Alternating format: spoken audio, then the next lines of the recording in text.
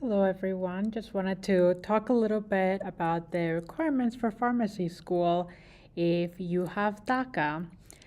Right now, the Pre-Health Dreamers has a couple of resources in our website. This is some of the information that I've been able to concisely put in one slide. If you'd like to look more in detail, please do refer to our resources.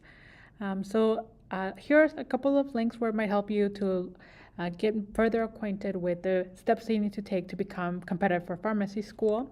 You'll need to take the PCAT or Pharmacy College Admissions Test. It's about 4 hours and costs $210. There are fee waivers for the application, but you can go to PharmCast for the Pharmacy College Application Service. And after you complete your residency program, it's not, your pharmacy program, it's not a requirement to do residency, but it is encouraged for professional development. For that, you would need a social security number, such as with DACA, Deferred Action for Childhood Arrival, or TPS. For the NAPLEX, is an examination available for those who meet the state licensure requirements. So take a look at whether the state where your college is does offer that. If not, you may have to consider going to another state to get that licensure. There's a couple of programs. These requirements are mostly if you want to become a pharmacist where you're helping people, you're maybe working in a hospital setting or in the local groceries pharmacy.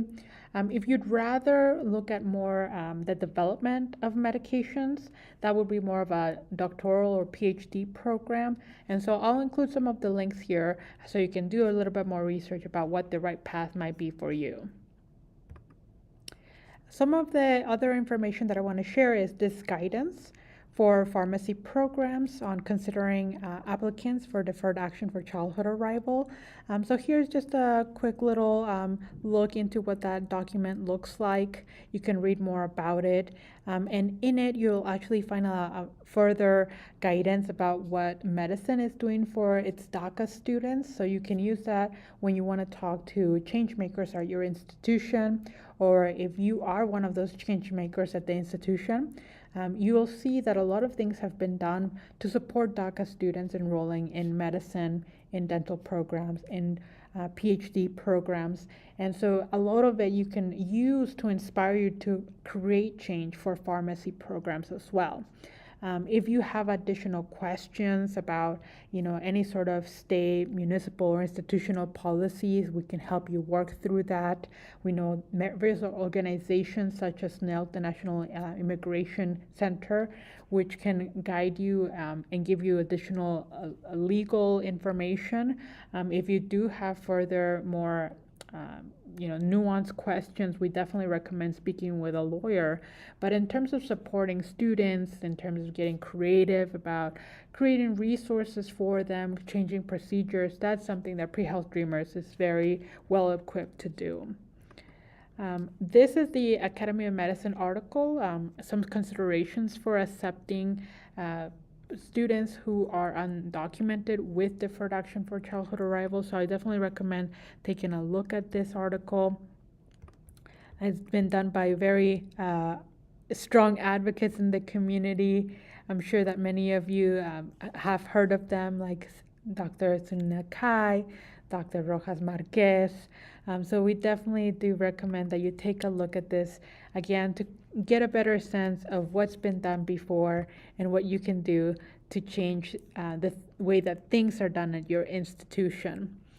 If your students has any specific questions about how to get additional funding, that's one of the things that we've really seen our students struggle with, where they have worked so hard, kind of kept their head down just to meet their requirements to become competitive. And it's such a daunting task to find finances that they don't look at that maybe until they have already applied. And so from our end, we do recommend our students take a look at the different financial options for them. institutional scholarships, external scholarships. But even that it's very challenging because there's not many for graduate programs. And so what we suggest that institutions do is that they look at private funding, at institutional loans that they can create, or just funding that they start to look at in terms of grants or endowments that don't have to be paid, because these students, they're bringing in such rich and varied experiences, and they will certainly enrich the classroom. They deserve that little bit of help for all of the hard work that they've done for years and years.